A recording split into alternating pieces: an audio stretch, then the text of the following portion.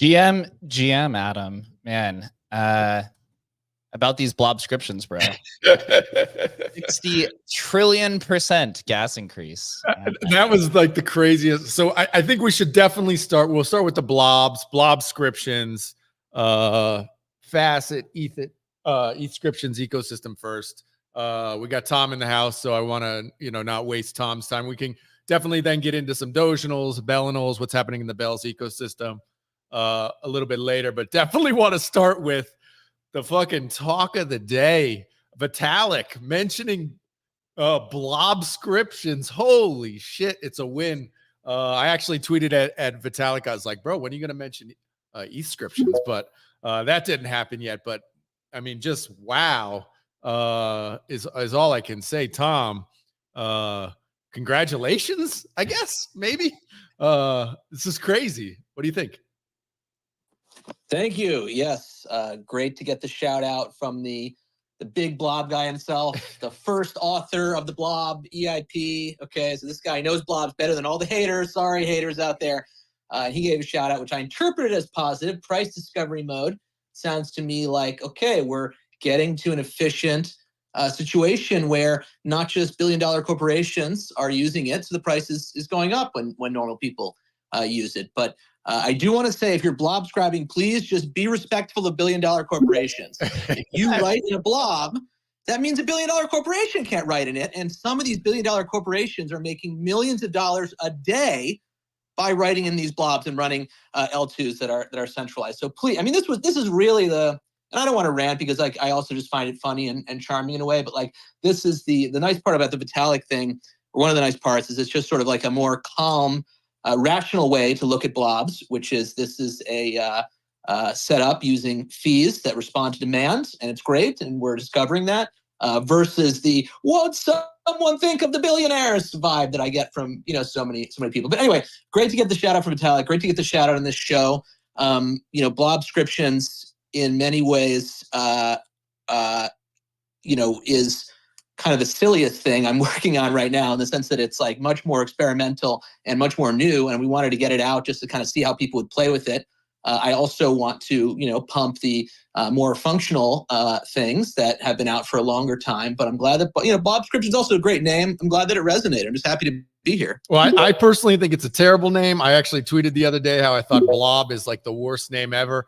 Can you give us like the monkey version overview of what the hell it is, so that we can understand, what is a blob and how kind of L2s use this to basically, I don't know, talk to Ethereum? Sure. I don't want to zoom back too much. I know you don't like it when I go like Ethereum's in prices and here's the big picture. But like, okay, let's zoom back a little bit.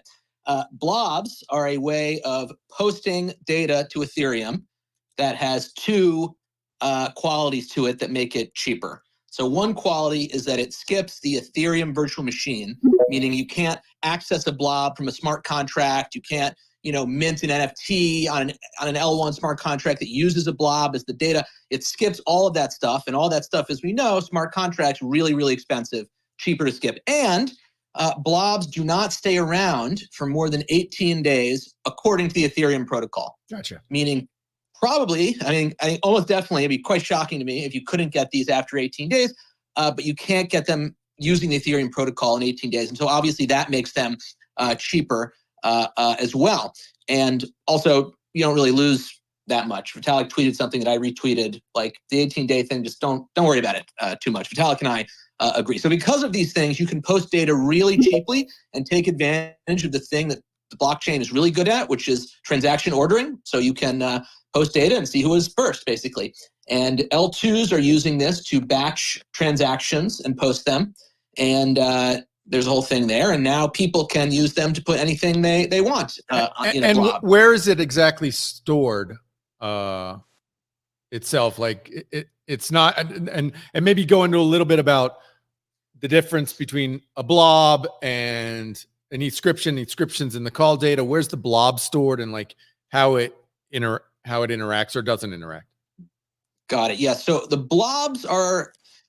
The term is like a blob sidecar. So it's like you got your motorcycle and you got your blob sidecar. And the way it works, technically speaking, is that you can So there are kind of two things with Ethereum. There's the consensus layer and the execution layer. And so the consensus layer is like, what are the transactions that are in a block? And the execution layer is like, show me the NFTs that got minted or whatever. So the consensus layer is no knowledge of any smart contracts. And so basically blobs live in that zone. They're a sidecar. You can think of them as a sidecar that live in that zone where you can get them from a consensus client, a beacon node client. Beacon, the beacon merge chain, like that is where these things are stored on the beacon node, which is not the same thing as the ordinary execution node that you go to most of the time. And you can get these things and for 18 days from that node, and then maybe you can get them somewhere else too. And once you get those things, you can associate them with a transaction. And this is what Etherscan does. When you go and click an Etherscan, you'll see a transaction has 4 blobs or whatever it is. And once you associate them with a transaction, you can say, okay, well, there are 4 blobs in this transaction, and I'm going to decode them and merge them together.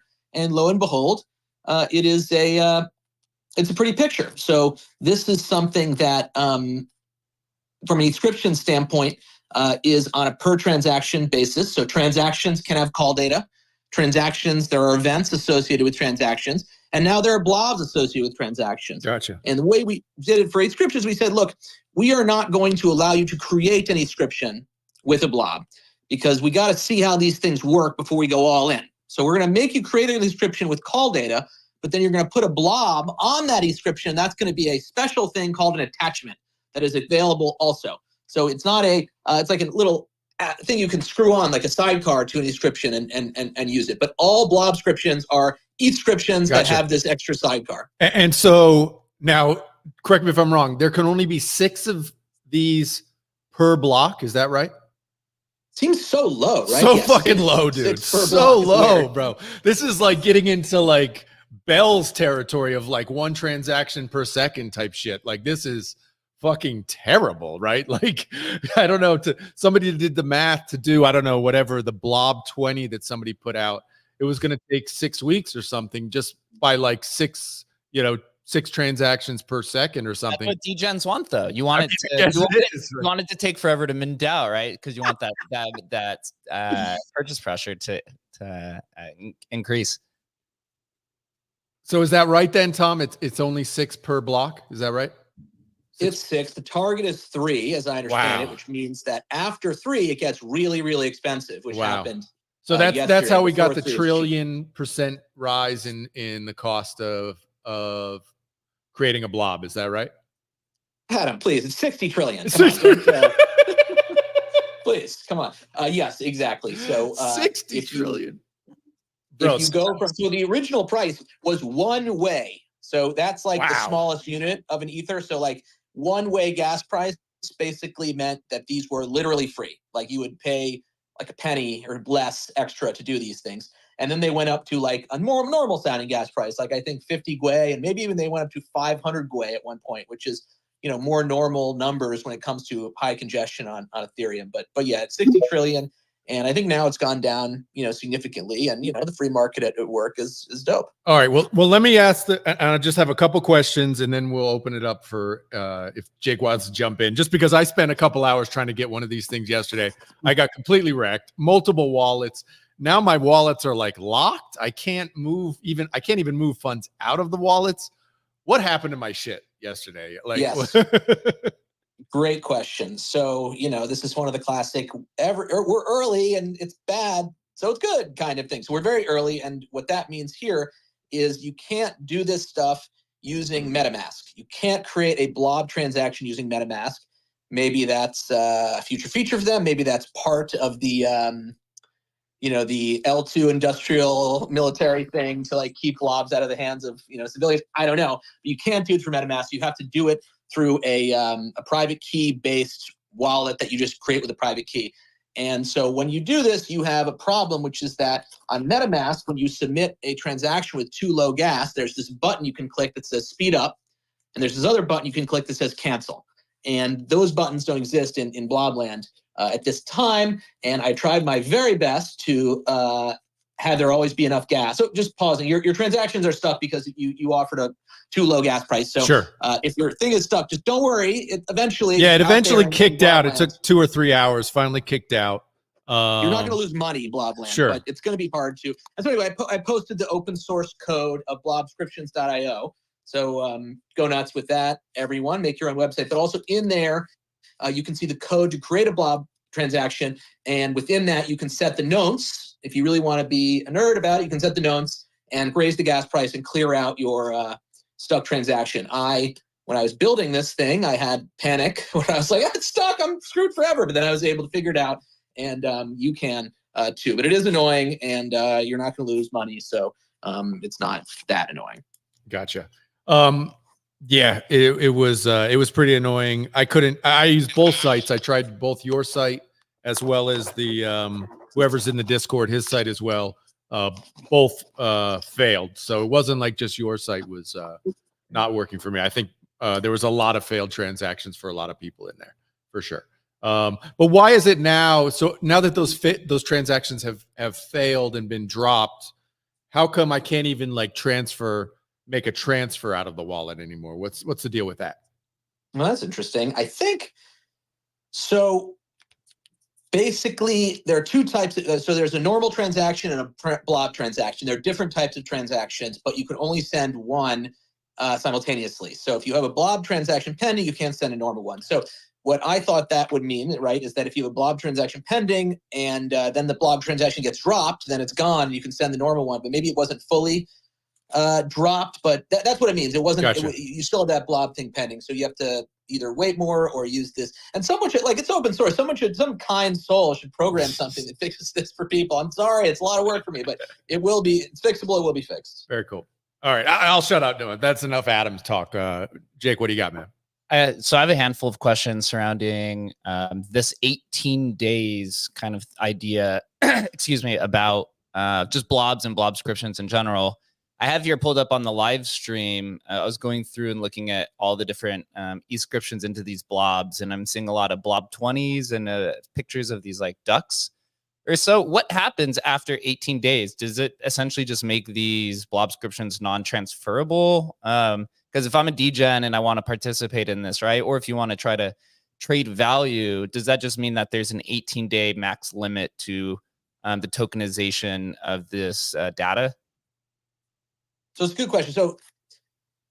So we set up the protocol very conservatively.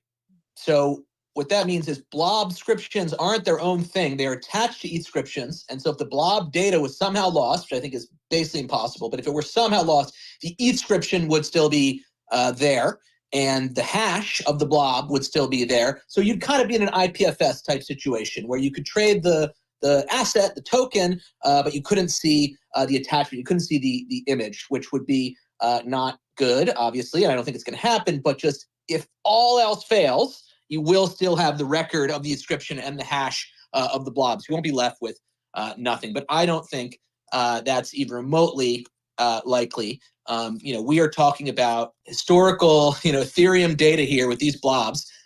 So many people are interested in storing these blobs, are interested in having a full archive, are interested in just there's so many use cases for these blobs. They are going to be, and there's not that many of them produced every year, as we discussed. So they're going to be stored, and they're already stored in many, like blobscan.com has a whole API you can use, but they store it on Google, they store it on Swarm. This is just the beginning. There's a million places these things are stored.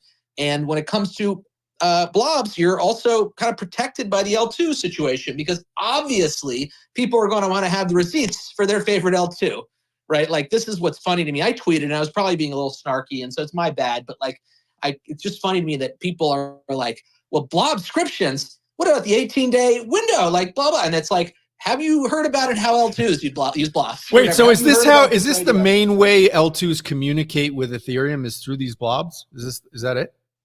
This, I don't know if it's literally the case now because they're migrating, but once they migrate, yes, this will be the only way they communicate with the L1. Okay. So blobscriptions. My optimization thing that like says, hey, use call data if the blob thing is too expensive. But like, this was the plan. This is the idea. Wow. So essentially, it's like blobscriptions is almost really like an L2 on top of e-scriptions, right? So you have e-scriptions and blobscriptions. You inscribe a blobscription, and then it's attached to the ETHscription.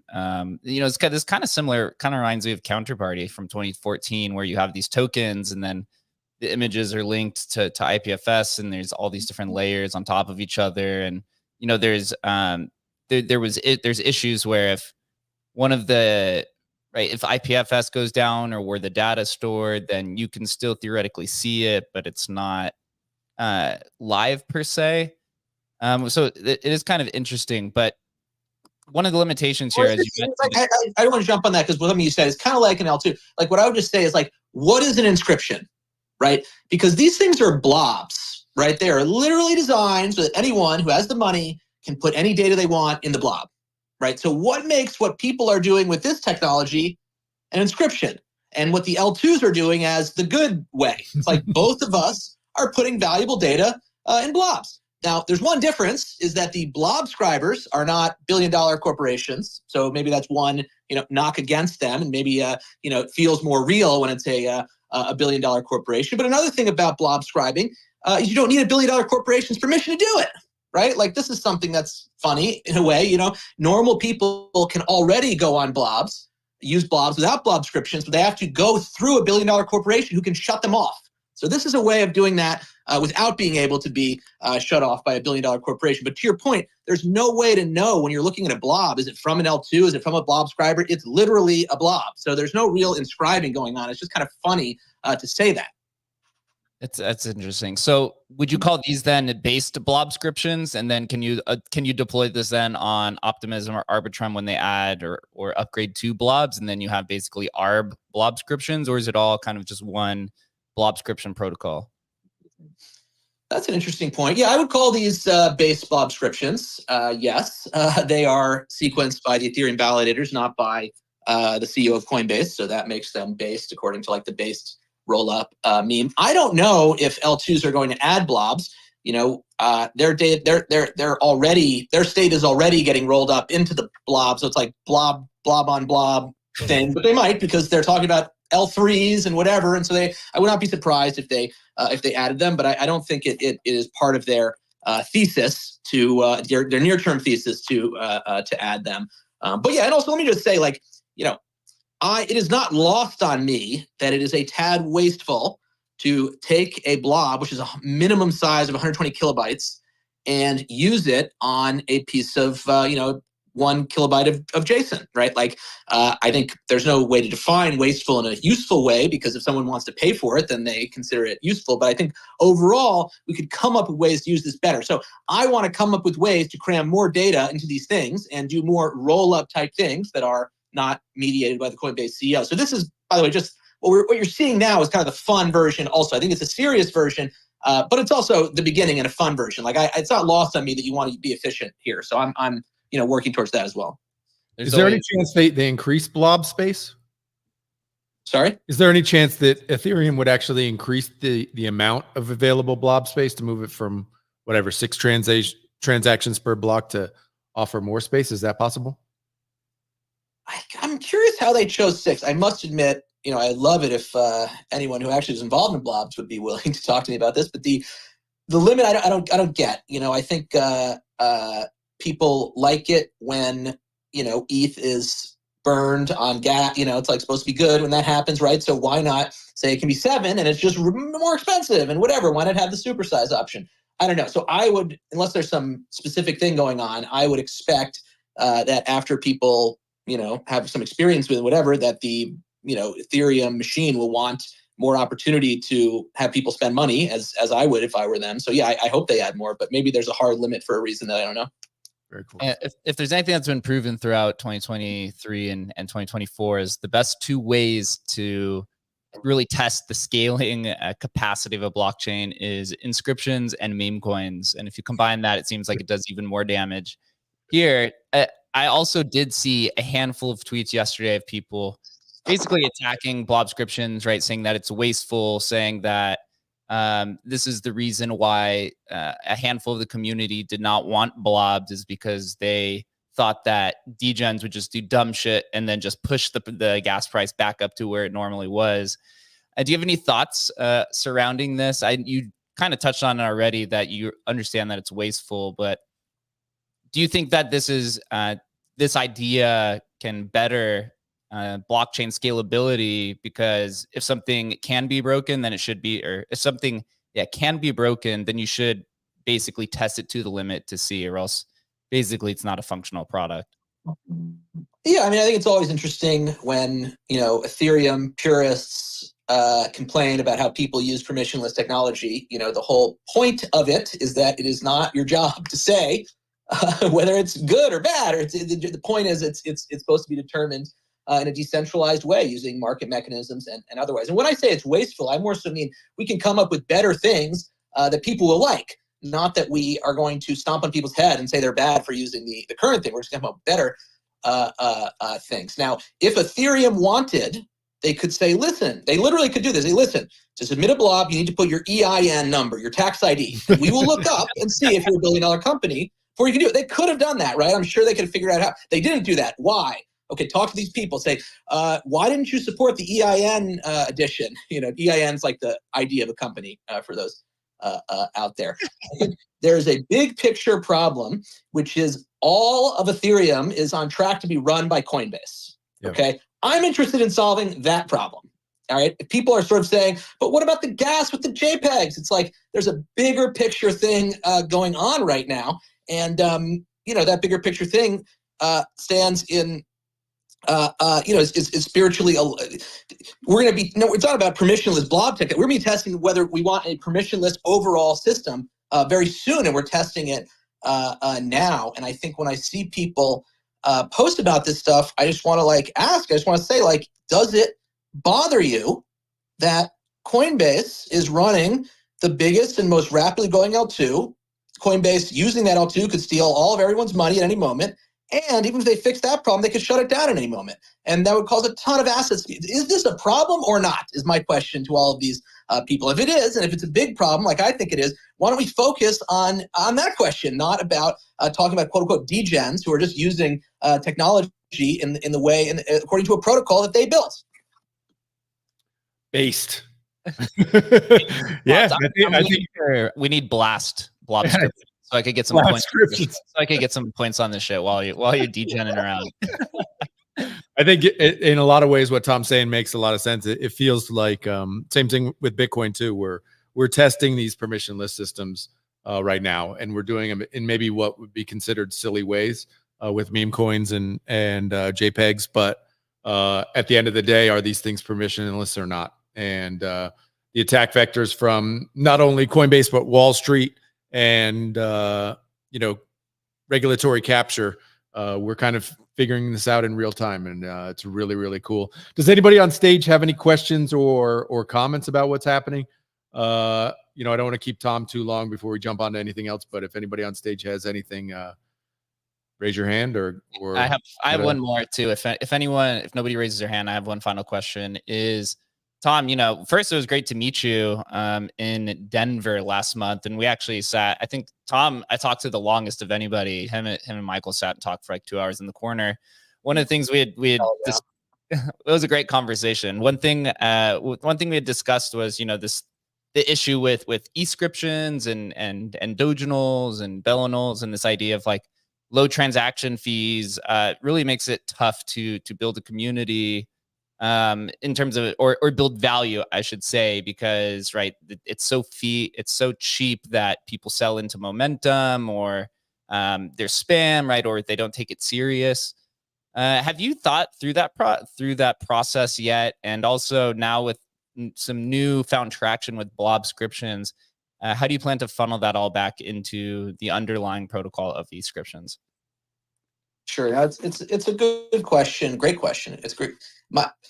Blobscriptions, and Vitalik mentioned blobscriptions, and so blobscriptions is blowing up, and yet it is not my focus. It's part of my focus. It's going to be helpful with my focus, but my focus is not on enabling the creation of digital artifacts commonly thought of as inscriptions that are singular artifacts like images and JSON blobs. I'm interested in protocols that allow people to use inscription-based technologies to perform general computations, to directly compete with L2s, not to compete with L2s when it comes to NFTs or tokens or XYZ to compete with L2s when it comes to everything. And so anyone, the Blobscriptions took us like, a week or two. A lot of people were like, why did it take so long to do Blobscriptions? Like, it's hard. All right, what are you, a genius? It's actually not so easy to come up with Blobscriptions. You can read the spec if you want. It's out there. There's some good thing. The point being, though, it took us about a week, 2 weeks to push that through. For the last 6 months, more maybe, we've been working on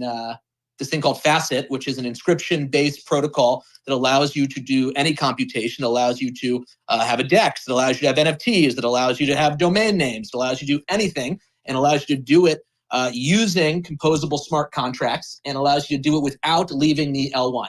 And it also has low fees, although higher fees than the L2, because we are decentralized. So that's my major concern, my major thing. And I think blobs are going to be a really important way to improve Facet. And the reason for this is I think it's going to be possible, I think it's going to be great to create a decentralized roll-up economy on the L1. Okay, so what does this mean? So suppose you had some things you wanted to accomplish on Facet. You wanted to increase your allowance here. You wanted to buy this NFT here. You wanted to send some money here. Each of these transactions would ordinarily be an Ethereum transaction and cost you money. But I think using blobs and call data, we're going to allow people, any person, to we're going to allow people to submit their transactions to a public mempool type concept and allow anyone to grab multiple transactions and roll them up. And so I think we are, the goal of the use of the end goal of Blobscriptions is to use them for a similar purpose, which is rolled up transactions that are posted cheaply, but to allow that to be centralized, or decentralized. And that's something we're really excited to work on. In the meantime, it is fun to test them and learn about them. And in terms of the cost question, I don't know. I don't know whether transaction costs are good or bad. I think, as you say, they limit the swings and momentum. I think when transaction costs are, royalties, people generally don't like them. They say royalties reduce, liquidity. And so that's one type of transaction cost that people tend, not to like, market maker type folks. So I don't know that much about, what makes markets, what works or what doesn't. I want to build things that allow people to come to, Facet and make their mark, make their impact without me knowing or even understanding like what their techniques are. So that's really what I'm excited about. Wow, roll up economy through Inscriptions. That's quite incredible. We'll do one final question here with Cozy, and then I know Tom is hosting a Spaces in a little bit about blobs as well. So everyone make sure to tune into that afterwards so that you can hear a little bit more on this topic. Go ahead, Cozy. Cozy muted. Hey guys, more of a comment really than a question here. Just wanted to hop in. I heard Blast mentioned, and I just think there's some smart minds here that might be building, Blobscriptions on that blockchain. I think it's just important. We need to make sure that no matter what happens, Pac-Man has the ability to roll back these Blobscriptions. It would be the worst thing ever for some North Korean actors to make some munchable Blobscriptions here, and then for that to fall into the wrong hands. We'll just hate to see that happen. So that's all I got. 100%, bro. 100%. I think Blast is funny because Blast is the punching bag, and you're humorously pointing this out. But as I've seen people munch on Twitter, and it's true, it's like, what's the difference, between Blast and Coinbase and any of these things? Not really that much. So it's kind of a fun time to watch this. Do attend my space. There'll be fresh content, I promise. Well, Tom, give us the 15-second pitch for why Facet is different than an L2 or a centralized L2, which we're all recognizing these are very centralized. How is it less centralized than a Blast or a Base? Right. So the main question. Okay, so I'm zooming back again. Sorry. Okay, so what is the point of a blockchain? Okay. Well, one thing you can do on a blockchain is store data, but that's not that interesting because there's other ways to store data. What is a blockchain for? What can a blockchain do? can do two things. One, it can put transactions in order. So it can answer the question of like who got that NFT first or preventing double spend and this kind of things. Puts transactions in order in a decentralized way. And it cannot go down. It can stay up and keep doing that forever. And if you look at the great blockchains of our day, Bitcoin and Ethereum, sure enough, they've done those things. They have not gone down, and they have kept sequencing transactions, putting transactions in order. And that is the core of a blockchain. Now, Facet basically says all the other stuff, including storage and computation, you don't need. What you do need is order. And so order and uptime. And so we say we're going to use Ethereum as a mechanism to order transactions and as a mechanism to continue ordering transactions and not go down. And that is going to allow us to outsource everything else, computation, storage, and have a much cheaper blockchain that is still fully decentralized. L2s say, and agree with us, they say, hey, let's take storage and computation off Ethereum. Okay, great, we agree. But then they also say, let's take sequencing, let's take ordering transactions off Ethereum and allow us to do that, meaning that we can front run everyone and control all the ordering. And, it's like, imagine if someone was paying you to control Ethereum. They say, give us we want all the fees and everything. We want to sequence all the transactions and the uptime thing. We're going to take that off of Ethereum's plate too. And so we're going to say we can shut this down at any time. So Facet and L2s agree that storage and computation should not be on the L1. Facet thinks that you need L1 uptime and you need L1 fair decentralized sequencing. L2s say, hey, leave the sequencing and uptime to the CEO of Coinbase and it'll all be good. Trust us. There you go. Boom. Tom, thanks for joining us, man. Also, just thanks for entertaining the degens with some cool stuff that we could do as we take down the corporate coins and the puppeteers of the space. So appreciate you. Hell yeah. 3 p.m. You can check my Twitter, come out space. New content, but these guys really pulled out some great content for me. I was trying to keep my content to myself, but I had to let it go because these guys are great. So thank you all for listening or being here and having me on stage. Really appreciate it.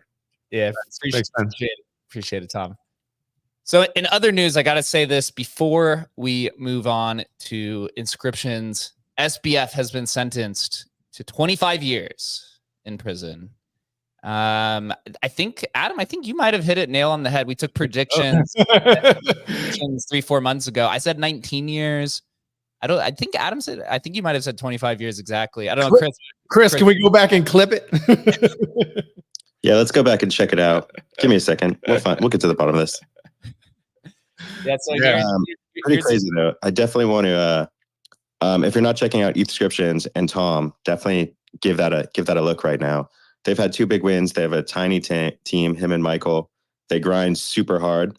So, I mean, if you're in the space, you should definitely be checking them out. They're building like crazy. So definitely Inscriptions, Blobscriptions. Give Tom a follow. They are moving like crazy over there. So definitely check them out. Yeah, absolutely. Also fun to hang out and talk with in person. So looking forward to seeing where that goes. Here's the official statement from the judge. Said Judge Kaplan, it is in judgment of the court that you're sentenced to 240 months, then consecutive 60 for a total of 300 months, which is 25 years. Don't fuck with the law, man. It seems from what I was reading, Sam had been quite lethargic throughout the whole sentencing from today, but there's a whole thread from Inner City Press. Just look that up on Twitter if you want to learn more about that. But man, it'll be interesting to see where he spends his time, if he gets country club or how that goes. I mean, it's interesting. He'll be out. What? I don't know. They said he'll be 57 when he gets out. Oh, wow. He'll be 57 years old. Ouch, man. Hey, yeah. Fucking deserved, bro. He stole from people. Period. Full stop. One of the largest financial crimes in history. So moving on to that, Go ahead, Doug. Do you know if any of his goons got any sentences or any of his inner circle? Did they all put it on him? I thought the inner circle, I thought they basically turned state's evidence and basically all kind of walked.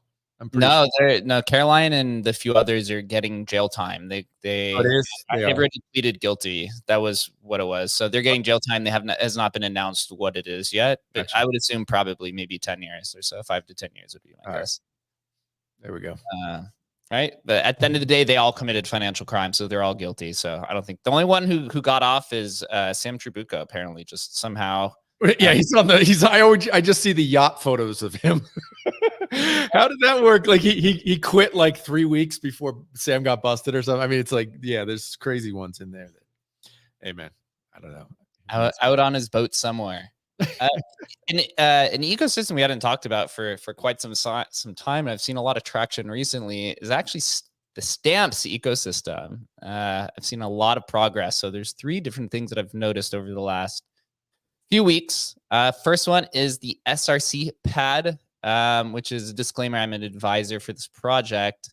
It's created by the Stamp Chain team and Universal. So the Stamp Chain team is literally the devs behind stamps, and also Universal, who created Rare Stamps, and they also built the indexer for stamps. So this is literally like the team itself.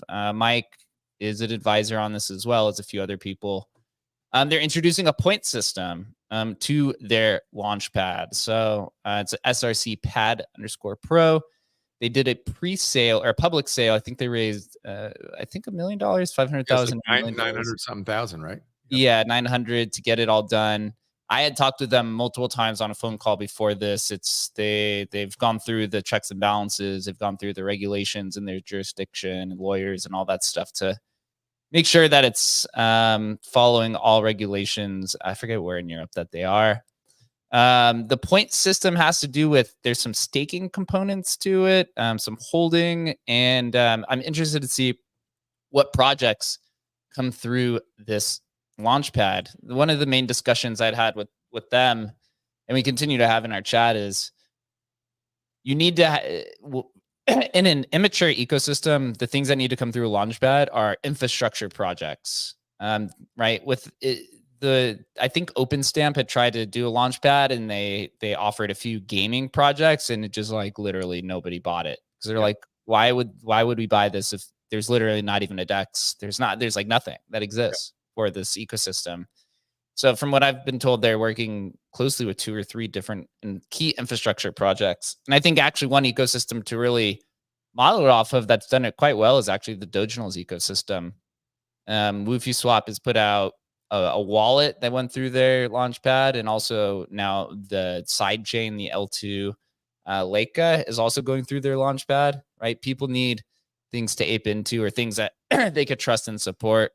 I mean, you look at kind of like, this isn't like a knack on Doge Labs, but the stuff that's gone through theirs is just NFTs. It hasn't been any DRC20 projects, right? So I know Doogie's went through it as an NFT project, but they have not done anything for the DRC20s, and that's what's going to fund these infrastructure projects. So it's really it had been lacking until these infrastructure projects come through, and so SRC Pad is going to do that, or at least that's the goal. Some other things I've noticed: SRC20 Labs has popped up recently, which is, it says SRC20 Labs is a complete ecosystem designed to improve your experience in the SRC20 standard. So if those that don't know, typically what a labs XYZ labs company is they're coming in and building infrastructure, right? They're going to build a DEX, or they're going to build a marketplace, or they're going to build some sort of DeFi protocol. They haven't hinted on here what specifically the objective is. They did retweet SRC Pad, so I'm assuming they might, if they have a token, they might be partnering there. So that's a healthy sign, because it means you're actually going to get some developers, or at least some preconceived notions that you're going to have some builders coming in and finally applying to the ecosystem.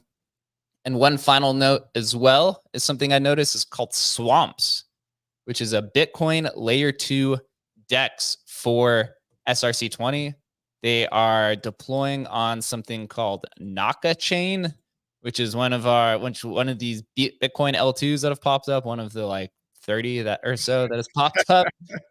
And it's powered by BVM, which we've talked with before. BVM is the people who Punk 30, which created, I think it's called New Bitcoin City. So if you go to the Swamps website, it looks like they have a bridge, they have a swap, and a governance tab, and then there's an app. And I believe they're going to have a pre-sale here some point in the near future. I know we haven't talked about stamps in a little while, man, but Adam, what do you think about stamps? You think it's finally going to get some traction now, especially also with the counterparty upgrade for the actual stamps assets and not just SRC20? Yeah, I am still bullish on stamps as kind of like the harder form of ordinals. I think that narrative holds and is pretty powerful. I think that one's going to live. Whether SRC20s can actually like really catch on, I think it just feels like it's got a tough road ahead. I mean, it's, you know, the idea of those being super immutable, I don't think people really care enough about that. You know, they just want to be able to trade them fast and easy and cheap. And it's going to be real tough to compete with Solana on that. I mean, same thing with BRC20s and Runes. Like there's challenges there. I think Runes has a real opportunity because it hasn't been built yet for people to build that infrastructure that makes it fast, easy, and near free. But there's a lot of challenges. And so, you know, SRC20s have that challenge that you're going up against, you know, L2s and L1s that are cheaper, faster, easier. That, you know, they have it's going to be hard, and they have to get, you know, the exchanges on board, which they've done, but not done enough where I'm not trading them, right? And yet I am trading Solana meme coins, right? So, you know, have you been trading SRC20s, Jake? Probably not, right? No, I literally tried to trade them on Counterparty in the very early days. And then once they moved off of Counterparty, I kind of was just like, I don't care. Just because it was so expensive to mint the tokens. It's like, for me, again, right, it is immutable. But why would I pay 3-4 times maybe it's twice or 3 times the price to mint a SRC20 token when I could just go to BRC20? It never really made sense to me. Although maybe because BRC20 is moving to this BRC 2.0 model, which maybe we could discuss next. And then you have Runes, which is being, you know, this more efficient UTXO style asset. Maybe the primitive version is what people will opt to in this more kind of permanent style, right? We know this from like the historical NFT community that there is a subsection of a market that tends to prefer the earliest version of things or the most simplistic style, right? Because if BRC20 gets those EVM compatibilities and then Runes has all these different casino gamifications where your assets can be burned and stuff, maybe people are just like, yo, fuck both of these. Let's go back to SRC20. Yeah, I mean, you never know. That's the thing where there's Adam. Yeah, go for it. Whoever that was, go ahead. Yeah, sorry, I didn't mean to really interrupt. Sorry, I just wanted to chime in real quick. Sorry, I think there's a little delay. But I heard on the space, I think it was like a week and a half ago, but they're actually solving that gas problem with stamps. They're doing something, I couldn't remember what it was, but it significantly reduces the fees for the cost to inscribe. I think it's going to be almost on par with like BRC20s. Yeah, I can't remember what update they were. Yeah, doing, it's called the Olga update, and yeah. So for stamps themselves and stuff, it's many times less expensive. Not sure exactly how that. I don't believe it impacts SRC20 because they're using a different mechanism now anyway. But yeah, certainly for stamps are on a far more level footing with ordinals now. That's 100% for sure. Gotcha. Yep. I didn't know it didn't affect the SRC20s. Okay, I appreciate that. Yeah, good. Thanks for that comment, though, man. Appreciate it. Just a little bit of the backstory. So SRC20 and stamps both started on Counterparty. JDog, who was running X-Chain, this is before the Counterparty co-founders came back after a 9-year hiatus. JDog basically censored SRC20 on the only Explorer that was available for Counterparty. So SRC20 left, and now they call it, I guess it's like a raw transaction, like the SRC20 is as bare as possible stored in the UTXO set. I don't know how specifically, but I just make fun of it and say, yeah, you guys are raw dog in the UTXO because you're just doing it there. And then the stamps protocol or the stamps assets themselves considered leaving Counterparty. And then the Counterparty co-founders came back and have started improving a handful of things for it. And that's minting the stamps assets themselves are now 50% cheaper because JP Jansen created some sort of more efficient protocol or update for it. Exactly. So we'll see what happens. I mean, stamps at the end of the day, right? I guess the low stamp numbers are probably still the most valuable. But we'll see. I know Viva Lavandle is working hard with Book a Stamp, which maybe captures some attention because Book of Memes has just gone absolutely berserk.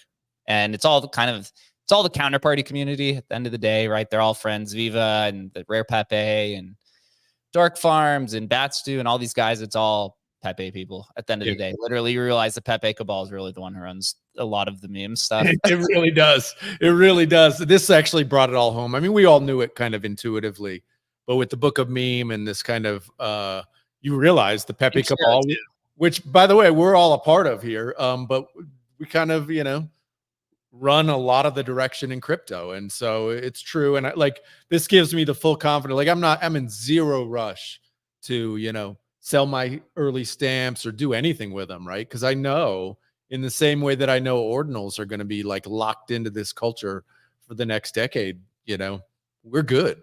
We don't actually have to do anything, and that's a really, really comfy spot to be in, right?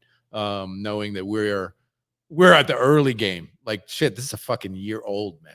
And but we've caught on, those of us who, and there are a lot of people in this space who are early to ordinals and early to stamps. We caught the wave, and it's the right wave. I mean, it's already decided, right? So that's pretty awesome. Yeah. Once in a while, you get a win. So let's discuss runes here for a second in BRC20, and then I do want to talk to Luke a little bit about Litecoin ordinals and bells. Leo put this out today.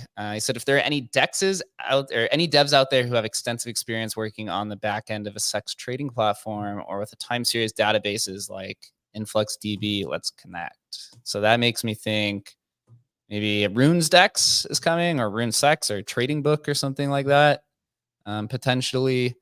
I know the Ordinal Wallet guys have mentioned they're working on something who's also on stage. I know Magic Eden's mentioned it. I know at Omnisat, we're also working on this as well. I know there's Rune X, there's Rune Pro. Dude, there's going to be more DEXs for runes, and there's going to be projects. Makes me curious to see. I mean, there's a lot of hype here, but I know Casey put out something today. Adam, I don't know if you saw this about I think it's called a Senatoph, or I don't even know how to pronounce it. Yeah, I don't know what the hell it is, man. It's where basically you can, if the transaction is not constructed properly, then those runes just get burned. Right. And definitely, what are your thoughts on that? I have no idea what's going on, man. Are we gonna, or do they get burned, or they're just lost in space? And these can be something else that we can also collect. And sent to Satoshi's address, I think. Okay. Yeah, I don't quite understand it. Maybe Randy has a better understanding what the heck's going on with that. Did you read up on that, Randy? All I know is RSIC just got flipped by runestones. That's all I know about runes. And while Randy's up here, actually, Randy, how should we be playing? The halving and runes. What's your strategy? Give us the alpha on how us smooth brain monkeys should be playing. The halving and what goes on after the halving. Just give everybody in the space financial advice, Randy. Way to set me up, Adam. Come on, bro. I trust you. Come on. I don't trust myself. Tell me what to do, man. No, I'm gonna be holding strong unless I see 0.1 floors, I would say, on any of those rune mining tokens. That'll be my personal strategy. I think RSIC. I'm hoping RSIC is not done. So it's kind of where my head's at. And at this point, I've already won. I've taken some profit on both the big rune collections, and I'm looking forward to inscribing as much as possible Casey's runes.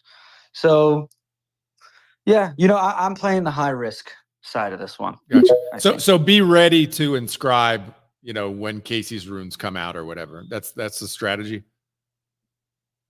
Yeah. And then if you're holding runestones and you're holding R6, right. Do whatever you want, whatever you think is best for you. I don't know anybody's financial situations. I do know that $3,000 airdropped into your wallet, possibly a lot more, can be a big thing for a lot of people. So yeah. So what is tell us a little bit about ordinal wallets, ordinal wallet strategy surrounding runes. I know you guys have put some posts out previously over the last few I heard interest. Yeah, I heard recently that that there won't be any, like, the tickers won't be displayed until a later date. So what that means, I think, is that you won't really know which one you're inscribing when you're inscribing runes. So we're going to start to test what that will look like on the interface. But I think it'll either be like a random one or just all of them when you're inscribing. It really is just going to be a casino to start. Holy shit! It's gonna be a mess. It's gonna be crazy. Our node everything's not gonna get propagated if everybody's using our website. Bro, it's a great time to earn money on inscription fees and stuff. Holy cow, it's gonna be crazy. Also, congratulations on being the number 5 marketplace in the industry for, I think it was. I know, isn't that awesome? Right? Was it revenue? Right.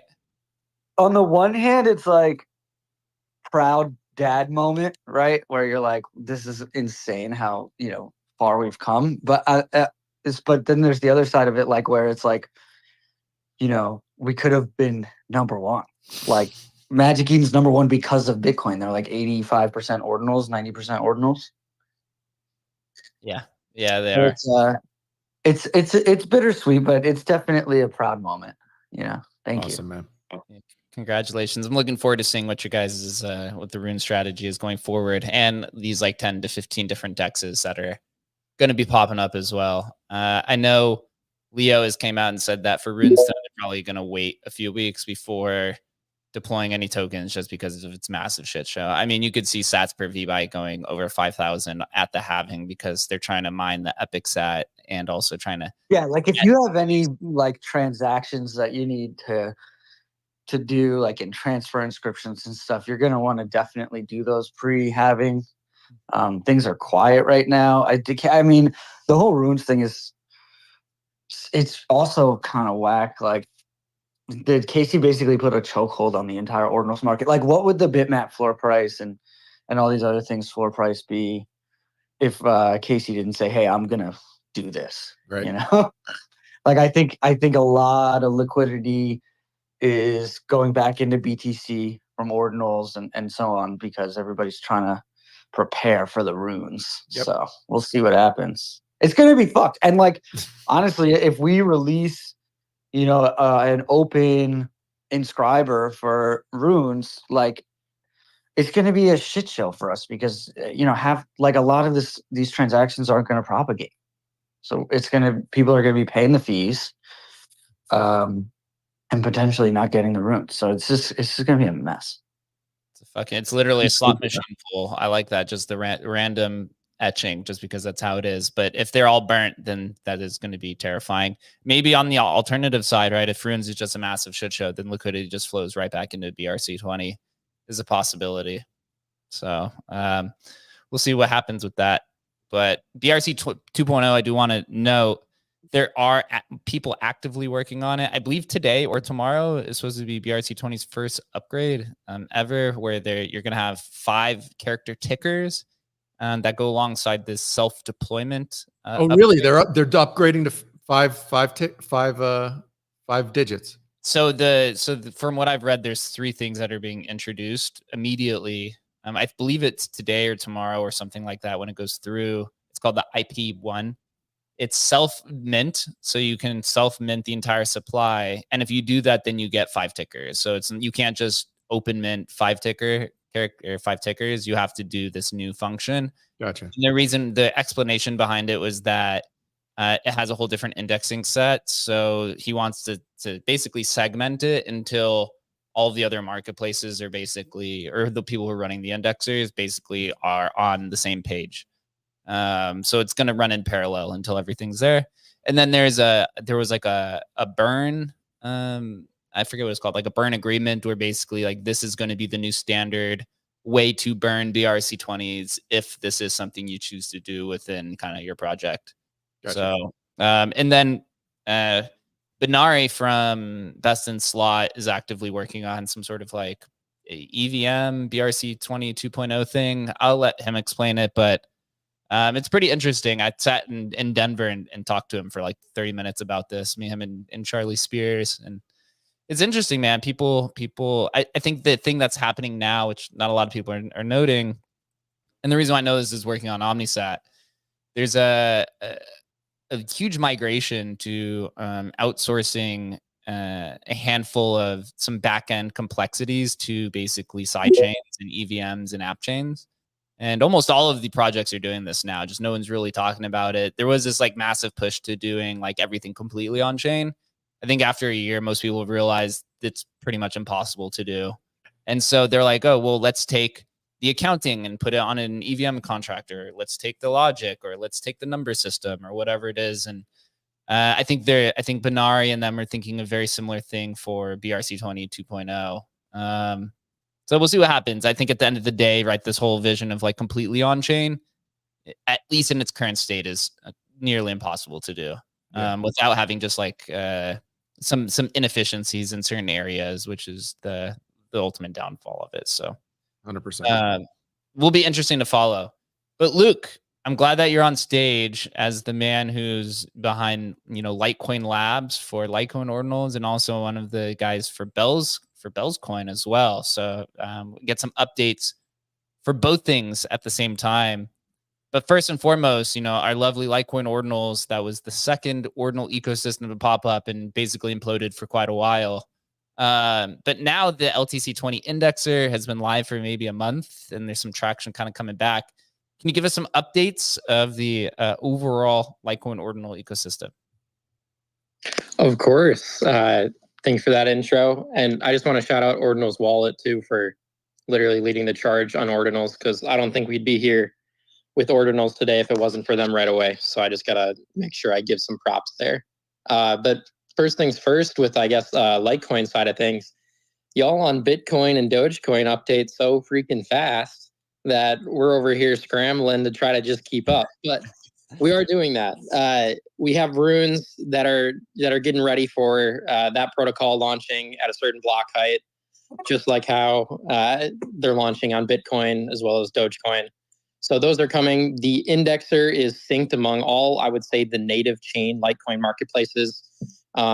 Gate, we're in back and forth talks with them. They're getting synced. They're syncing the API. So that's basically all that bad stuff is getting pushed behind us, which is awesome. The bad actors have left. Lord willing, they're gone for good. It's similar to how Doge started when we had it was like Cardinals on Doge and Doginals. It's very similar to that's kind of what happened on Litecoin. We'll just put it like that. But everything is going good. There's a little bit of traction coming back. It's nothing crazy. But all the development is still there. There's still only a few of us that are actually actively developing. So trying to manage and keep up with all the amazing updates that stamps, Bitcoin, Dogecoin, runes, all these different things that are happening is just, it's crazy. My mind has been in a tangled knot this whole time, trying to comprehend how to make these things work, but we're getting there. There's the Litecoin update for you guys. It's also good to see, like, not to say anything crazy, but it's good to see that the CFTC came out and said that Litecoin, along with Ethereum, is a commodity once again with that KuCoin stuff that happened just the other day. So that was really good to see, along with Coinbase kind of pushing forward the futures trading for Dogecoin and Litecoin, which is massive. That leads eventually to potential ETF filings in the future. So there's your UTXO chain alpha. UTXO chains are just crazy on their scalability, not really scalability, but on their just the level of what they're gonna have in the future. So there's the Litecoin alpha for you. Wait, when's Gate gonna have some LTE 20s on Gate? When can we expect that to happen? The light's there already. Oh, is it there already? So yeah. Wait, how is it there already? And the market cap's like $1 million. How is that possible? Yeah. So what Gate is doing right now, while they're getting everything synced and indexed, they're having like deposits, like they're not taking deposits or not withdrawing, simply so they can make sure that everything is managed correctly, which I am grateful they are doing, because it would be a mess if something were to happen and their chain was not synced up correctly, and now we got like a double spend going on or something like that. So there's the gate for you. Hopefully they'll do more. They did talk about like adding support into their Web3 wallet, but that could have just been chat. We'll see how that develops over time.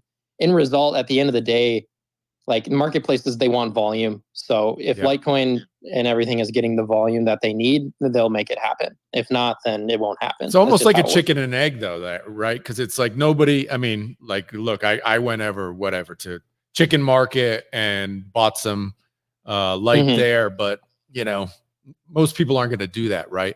Yeah. So it's kind of, but I don't know. I bought a little, probably about where it is. It's like 2 million. I'm looking at it right now, 2 million market cap right now. Yep. But who knows, man? Those Litecoin boys. When are the Litecoin guys with their bags of Litecoin going to start using it to buy some of this stuff? Or do you think that's not going to happen? Might not happen. I think it will eventually. I think what's going on with Litecoin is there's so many people that have been bag holding for like 8-10 years now. So they're all waiting for price to hit like four figures before they even do anything with that. I mean, granted, Litecoin, according to like BitPay, has been the most used crypto for IRL payments. So like it is being used, but those wallets that are using it aren't like the big whale wallets that we see somewhat are diving into ordinals on other chains. So hopefully people break down and they decide to, come over into the ordinals ecosystems and check what's going on. But I guess I don't really have a direct answer for you on that. So hopefully they do. I think a lot of them don't even realize it. They've just been holding for so long that they just kind of forget. Yeah, they don't even know exactly. I think that's in a lot of ways probably what's happening. Although we're seeing a little bit of traction now, but still, like the number of people I know who are tweeting about this and talking about it is like 6 guys, right? And Yeah. Me and you are sitting here right now, and then there's like 4 other guys in the world who are fucking talking about this. So yeah, tough hill to climb. Maybe we'll see. For sure. Luke, what's going on with Bell's coin? Maybe Adam can comment. Yeah. So when I left earlier from this, I actually got a call from Yar, basically the head developer, working on Bell's coin. He's doing some meetings right now with some mining companies and other things. So he had kind of a crazy story of trying to get to where he was going. He finally got there, thank the Lord, and everything's going well. He's about to talk with all these people here today. But Bell's coin is obviously the most absurd, slowest blockchain you have ever seen in your entire life. But that will change. One transaction per second. Hopefully. Yes, sir. Hopefully. There's some interesting things happening with Bell's coin that I guess I can sort of share about because they're all open development and it will all be open source. Like Bell's coin is going to be here for the foreseeable future. Like it's not going away. There's already so much back end money involved with it from other companies that I'm really positive for the future. But some of the things that obviously we're looking forward to is obviously Bell's coin 3.0, which is near the finish line for development.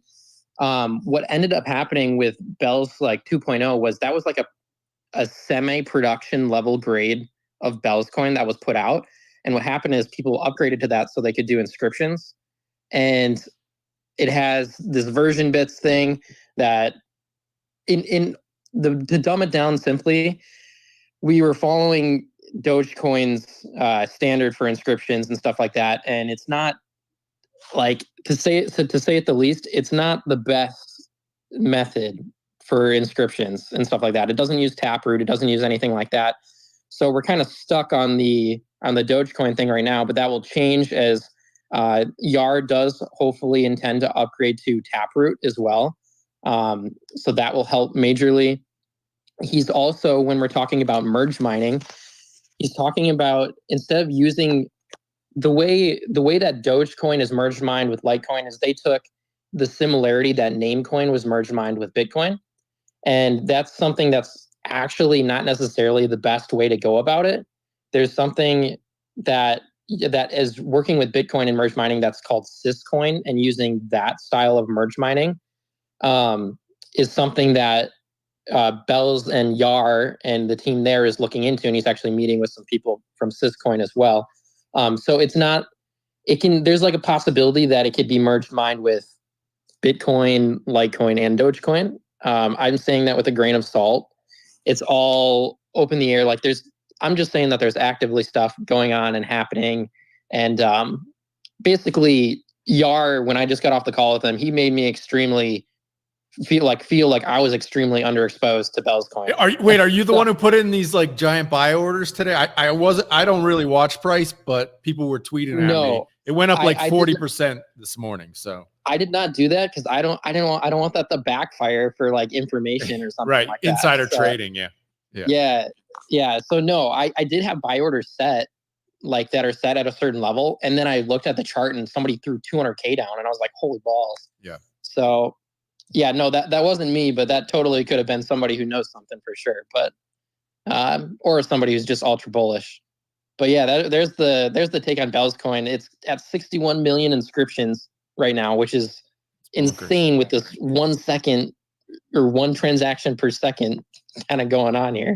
I mean, considering we haven't had like functioning even websites and browsers like just indexers. We haven't had an indexer for like 2 months, right? Yeah. It's like, Here's one good thing more, and then I'll kind of shut up so we can move on to other people and whatnot. But Yar has said that he has made a better Ordinals like an Ord wallet. So not Ordinals wallet, the website, Ordinals Ord client. He says that him and his team, which is about him and 6 other developers, have come up with a solution to making a better Ord in general. So I don't know what that means yet, but I can't wait to test it out firsthand when that comes about. But it means like RPC connection better, more transactions, just better communication between nodes, clients, and synchronization. So hopefully that's true and it lives up to what I was told. But yeah. I'd love to hear that. The cool thing about Bell's coin, it seems like it has a little bit more of a mature community because it is mining and proof of work. It's brought in a lot of experience, which I think has given it a little bit of a different trajectory, as it seems like a lot of the communication between the community has been, and the people who are kind of leading it has been very clear, but also the developers all seem to be communicating with each other to ensure that the right direction's been taken. So it is kind of interesting to see that. It is a meme coin, but at the end of the day, it seems like it's going to end up with a lot of the best tech that can be exercised on it moving forward. And one thing I wanted about trading before I move over to Dogfather is I've noticed anytime Dogecoin pumps, Bell's coin is kind of like a beta play and goes up. Oh, really? Is that true? Yeah. Literally every single time, at least every single time that Doge hits a new high this year, Bell's coin has gone up like 2 or 3x more than that. Wow. So it also obviously on the other side will dump at a much higher rate as well. keep that. It's incoming, bro. I think pop over to Dogfather in a sec, but it's part of it is that it had that initial pump when people didn't understand the tokenomics and stuff. But everybody in, like, at least in the Discord, understands now the tokenomics and understands that miners are going to be dumping through the halving, right? And so I think people have, the people who have bought now understand the tokenomics. And I think, so you get a much friendlier community when people, don't buy and expect the price to go up right away, right? So I think it's much more vibey in the Discord now than it was, at the very, very start. It's pretty cool. Go ahead, Dogfather. Hey, GM. Sorry for not being here for a few times. So I had my heads down working on my runes game plan. I'm not sure whether Inscription Show also includes runes. So if you give me a go, then I will ramble. Yeah, we got some. Randy was giving us his tips, but go give us your runes strategy, man. We'd love to have it, bro. Yeah, man. So you hear everything with runes, right? Some people say, just save a few dollars and then you inscribe the next Audi. While, people like Leonidas are saying it's an efficient market. If this rune token is considered to be worth $1 billion, then people will pay insane fees. And I think there's a spectrum between $2 and $1,000. And I made up my mind and produced a little post where I put my ideas also to structure my game plan. And I think it highly depends on what Casey is picking for his hard-coded runes. So what kind of supply, hard-coded supply or fixed supply, or a blocked supply. So it's pretty interesting to find it out. And once we know these parameters, then we know whether it's a retail-friendly mint market where you can mint something for a handful of dollars, or whether it will be like $1,000 or more. And this is pretty important, I think. If you want to position yourself in the Rune ecosystem, I think most of us think this will be big. Then it's important to know whether you have a chance minting, or whether this is like big business and you have to wait till secondary markets.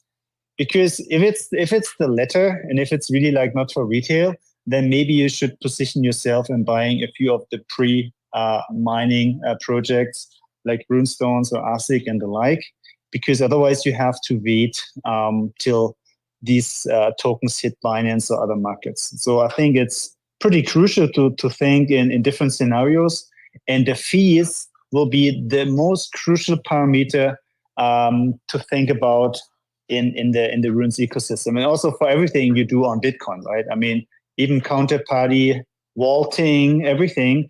If fees are like $1,000 for a month or two or more, I mean, you can't do much on Bitcoin. So it's pretty important to understand the Rune ecosystem and how this is playing out for everything you do on Bitcoin. Yeah, good point, man. Go ahead, Chris. Yeah, just think that there's so much excitement on the proof of work side, and I think that we have a lot to look forward to going up to this year. And I think Jake mentioned that looks like Bell's coin continues to be pretty solid Dogecoin beta, and Dogecoin seems to be pretty solid Bitcoin beta. So just the ecosystems are kind of in a good spot. The Dogecoin meme continues to just be hilarious. Building serious projects, layer twos, actual infrastructure on Doge, talks of maybe a Dogecoin ETF. It just, it has that viral potential that's just super funny and super kind of, playful. And I think that people are looking for that the cheap fees, once Runes launch, that's going to be pretty nuts for the Bitcoin blockchain. That's going to push so many users over to these secondary networks that are really going to, gain a lot of traction. And, Adam, this is a huge day for you. You're looking at Bell's coin, $10 million market cap. We are back, huge day. I think that, there's a lot of potential there. That's, kind of where the focus continues to shift. So looking forward to that. Yeah, it's hey, Adam, yeah, I have 5 minutes before I got to go, but can you quickly run through what you meant by the Bell's supply situation at the halving what's going on there? Sure. Basically, if you're unfamiliar with Bells, it works just like Bitcoin. It's just that the halving schedule is different, and it has a super ramp up. So its first halvings are huge. So the amount of bells that miners are earning per day right now, if Bells was running, smoothly right now, they'd be earning about 300,000 bell per day in miner fees. At the halving, which could happen in the next 30, 45 days, that gets cut in half, right? And then in another, correct me if I'm wrong, Luke, but somewhere around another 180 days out, you get another halving. And at that point, basically, there'll be, just so when you're thinking of buying bells and like what's the total supply, think about 60 million when you're figuring out how much each bell should be worth.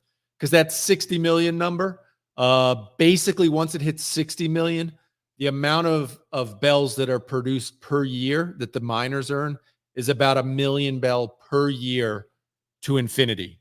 So it basically then becomes 2 bell per block forever. And so that's about 1 million bell per year in supply growth. So it hits that 60 million number, and then it's 1 million per year forever. When you think about supply, what's the supply? Like Doge is really hard to calculate supply. Bell, you actually have a really good idea. So if right now, if it's 50 cents per bell and the total supply is 60 million, Okay, that puts the market cap at like 30 million, more or less, right now, right? When you think, but you understand the 60 million isn't there yet, right? We're at, I don't know, whatever it is now, right? But to try and get your head around this kind of moving supply number, I like to just use 60 million. Okay, it's 50 cents per bell now. Okay, that puts the cap at like 30 million. And that contextualizes, well, what's this UTXO chain worth? If it's worth 30 million right now, you know, I just look at that and chuckle, right?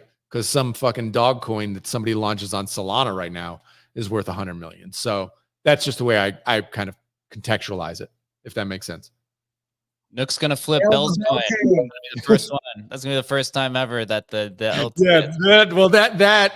that just so if you don't know, Nook is the first Bellscription, right? And it's very, very possible once that mints out that it actually becomes more valuable than Bell's market. I think Randy deployed it, right? Didn't Randy or I guess or Harry did, but wasn't you guys? It was you, right? Deployed. Yeah, I have a question regarding this. What you were saying? Can I? Sorry for interrupting. Sure, go ahead. Yeah. So after the 60 million, you said only 1 million will be mined every year. So where the miners will get the value from? Like for this bills has to be at least $100 or $200 for the miners to see value in mining it, right? Well, there you go. I guess we'll find out. That's the answer. Maybe you want to buy it at 50 cents. Maybe not. I don't know. It could go down to 10 cents. That's what we're all hoping. No, I mean, as the theory, the theory is that they're going to be able to merge mine bells with other coins, other token, so they'll merge mine it with Doge or Litecoin. So it's actually not additional compute power for them. It's just additional revenue for them. That's the idea. Does that make sense? And this was, I understand this, but this was the idea from the very beginning. Like, you got to ask Billy that. I don't know what the idea is. We're just trying to keep it running. I mean, the idea with merge mining is that, obviously we don't want to get in a position where you're only earning 2 Bell per block, and Bell's worth 50 cents. Who's going to be mining it then? That would not be ideal. But that's obviously not going to happen. We're going to get to merge mining. It's just a matter of when and how. That's the ideal. Yeah. Thank you very much. Go ahead, Dogfather, and then we'll roll to Chris. Just something to add. If you want to really give some alpha here and talk about Doginals, there very, very soon there will be a tap protocol on Doginals. And I would really look out for such announcements because, as we all know, the early tickers are the sweet ones, right? Yep. Yeah, so I would say pay attention to. I'm not gonna say that actually. So I don't want to ruin somebody else's fun, but Track is still planning to participate in the ecosystem, although the person who deployed the tap token was not the Track team. So I will clarify that. But Track is aware that somebody else has deployed the tap DRC20. So I'll just leave that there. More to investigate. Go ahead, Chris. Solid. And just to continue on Doginals, Drake has been a mega bull for Doji on the timeline. Let's get some takes from Drake. What are you thinking over there? What's your insights? Why are you so bullish, Doji? So, I mean, I've made a couple of tweets on it. I think I may have mid-curved it a little bit. I think I'm a little bit too early on it, but I know it's going to be a meta soon. Look at Omnom, for example. Omnom literally is up. Sorry if I'm speaking a different language, but Omnom is the very first meme coin that's on Doge Chain.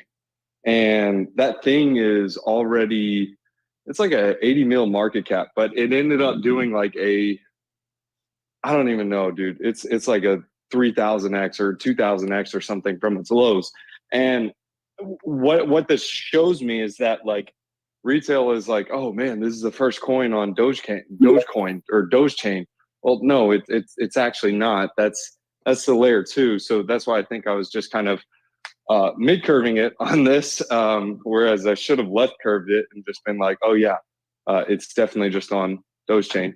But eventually, I think the market will realize and retail will realize and be like, oh wait, no, it was Doge the whole time.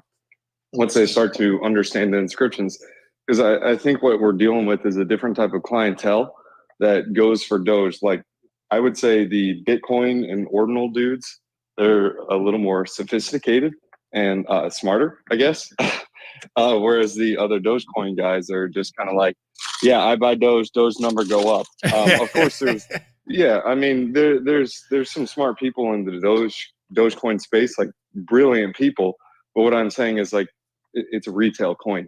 Yeah. So the majority of it, they're just going to look at it and be like, okay, well, I'm going to buy the first coin that's the easiest. And that's why you have things that are just like Omnom on Dogechain, which Dogechain is literally just another EVM that is labeled as being a Dogecoin layer 2. Yeah, I mean, I guess you can consider it one, but it's really just a centralized bridge just running that. And don't get me wrong, I hold some Omnom. I should have grabbed some earlier, but I really think Doge is a sleeper on it. I mean, it's the first inscription. And in the fact that you have a bunch of these Dogecoin whales that are looking at it like, okay, you can either buy Dogecoin, which is inflationary, or you can buy a beta asset, which is Doge, and it's actually technically deflationary because you can bet your buns. There's, I don't even know how many people who minted Doge and just lost their keys, forgot they had it, didn't think it was going to be worth anything. Like I was one of those guys that minted some Doge. I ended up minting the wrong kind. Apparently it was like you're right. capital letters or something. I can't even remember, but I was like, yes, I minted this. I looked at my wallet and I'm like, huh, that's the wrong one. So it's funny you mentioned roasted. Omnom or Nom Nom or whatever. I think that popped up in my timeline the other day. I'm like, what the fuck is this, bro? What the fuck is this? Dude, don't fade it. Don't fade it. I mean, it's just, you know. It's a cult. It's a community. They're going to pump it. It's the same thing with Bone on Shib or Shibarium. Drake, did I see you coin it a ultrasound meme? That's what kind of caught my attention. The ultrasound meme. What was that? Go into that a little bit. It's ultrasound Doge is what I call it. But ultrasound Doge. It's hard Doge. This gets me every time. This is what I'm talking about. Where I just think it's so sticky because the virality of it it actually makes me laugh. Like it literally makes me laugh.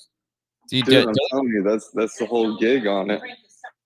So Doginals was actually on one of the premier podcasts recently. If you guys don't follow Blockworks, they have a show called Empire. And they were sitting there talking about Doginals with D's and a few of the ETH NFT guys for about 5 to 10 minutes. And they were talking about memes and then like the meme coin war and about Doge. And they brought up the idea that Dogecoin first, again, right, it has a futures product and then it'll eventually likely, I think everyone's leaning towards an ETF happening. But it's the only meme coin that is a layer 1. I mean, outside of Bells, but that's a different story. It's the only meme coin, right, in the top 10 that is a layer 1. So you could build this ecosystem on top of it. And they're like, oh, well, if you could start getting an NFT market and a fungible market and a tokenized culture and all this stuff, that'll take it to insane heights. And as we know, as we have the Inscription Show every Thursday, we know that's already happening to the degree that actually today, WoofySwap, which is one of the top projects, is supposed to release their DEX V2 today. So I have it here pulled up on the live screen. It looks like there's a charts associated with the swap tool. I have to be completely honest. The swap tool for V1 it works kind of, but I don't know. I was like one of the first people to LP into the pool, and it's been earning Woofy and Doge, but the UX is quite bad, to be honest. So I think a lot of people are being hyped on this. There's been a bunch of sweeps on with the Woofy token today in preparation for this, and WoofySwap is also the launch pad to where the Leica L2 is supposed to be launching out of as well. So these are like some of the premier projects where if these actually can have some sufficient traction and efficiency, I think this is where you'll see probably another boom really happen. I mean, a lot of the interest on Bitcoin ordinals was just like all these new type of protocols and projects, right? BRC20 and CBRC20 and all these other ones. And so if you could get some gamification going here, then it'll attract people that's not just UTXO maxis, right? Like I've seen a lot. I've been playing the Merlin chain stuff for a while, and also been playing around with Blast. And to me, they're almost two of the same things. Yeah. And I see a lot of the same community happening. I mean, to the degree, and this blew Adam's mind, the Merlin swap did an IDO for 6% of this token and raised $480 million.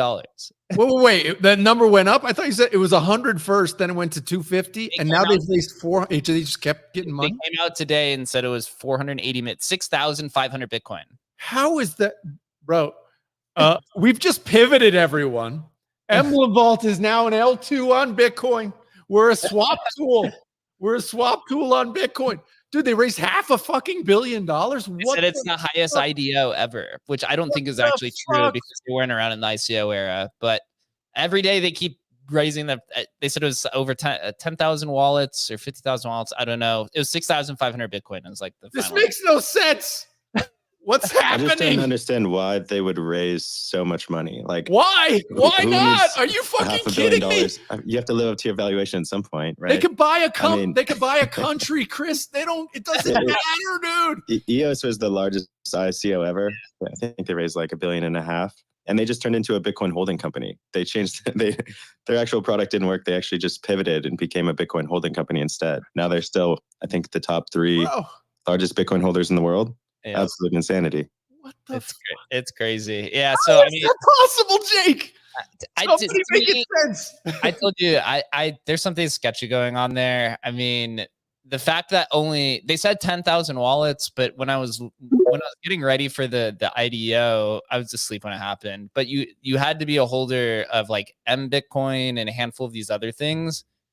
And when it ended, it said there was only 7,000 wallets I contributed. Then after it ended, or when it ended on the UX, it said 7,000.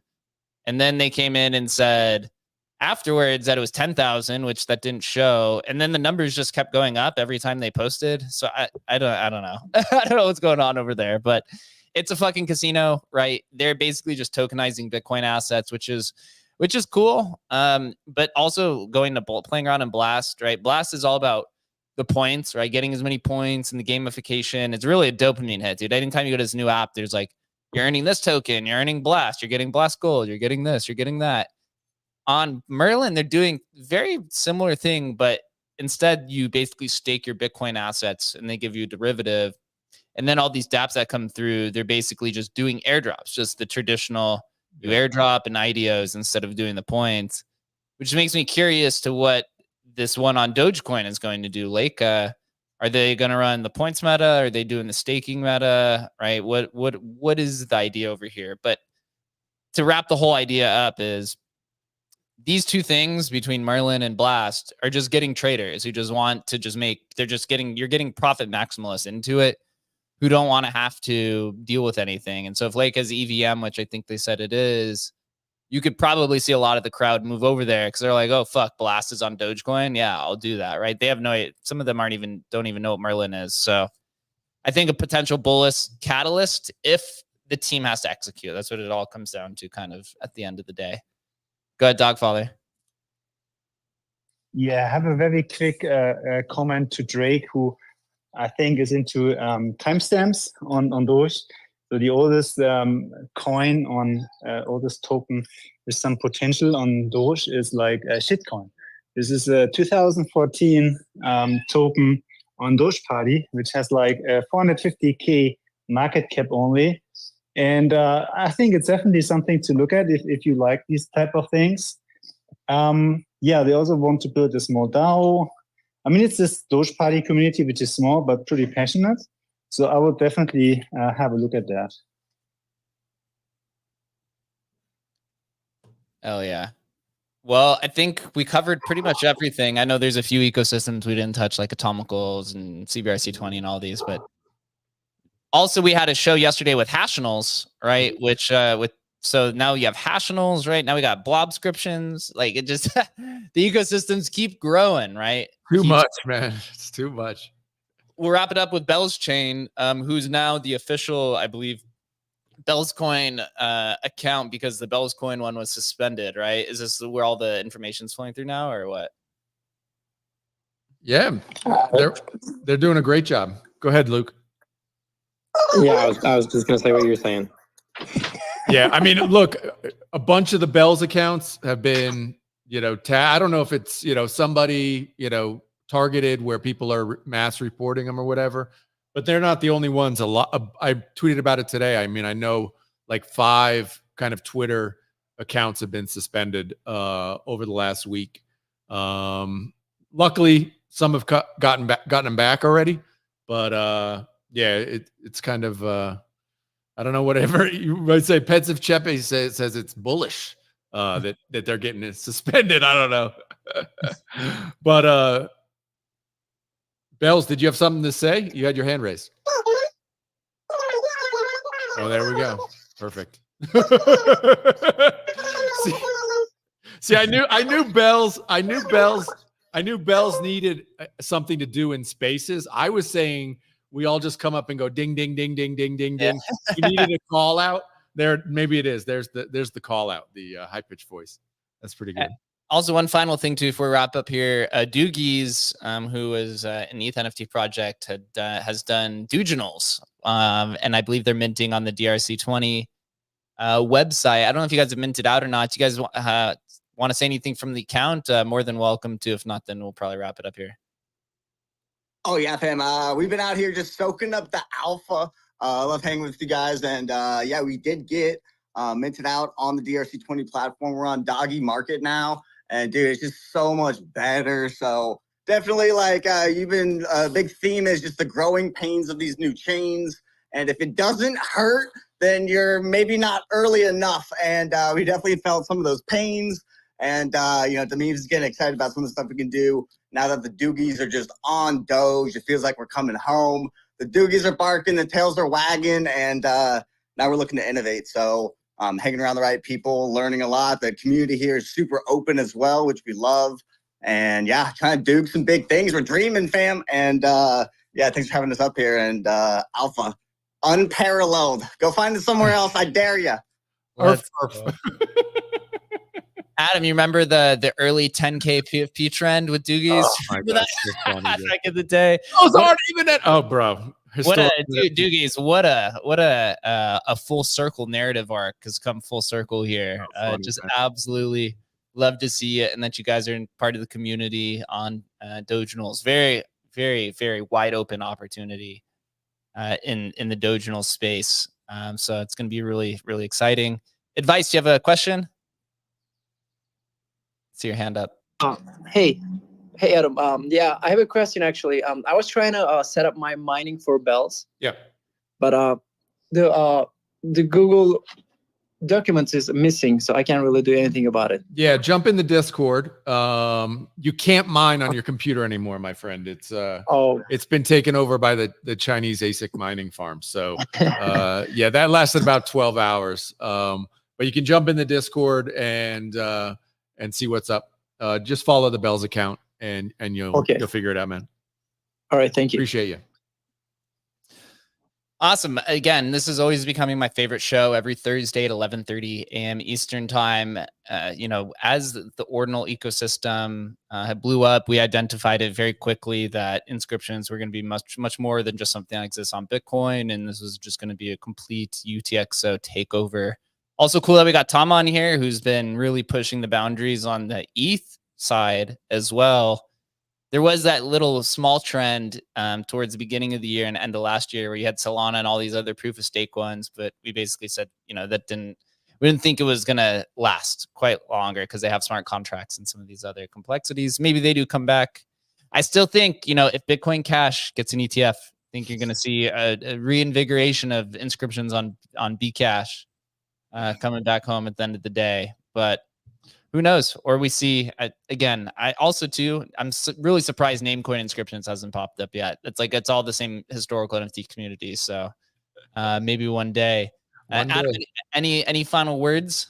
What an amazing time to be alive, man. I mean, it feels just like, honestly, it feels like we're in June of 2021. Like it's that bullish right now where there aren't enough hours in the day. I don't really have any advice because I can barely control myself. I feel like I'm just living online, feeling like I'm missing generational opportunities every single fucking day.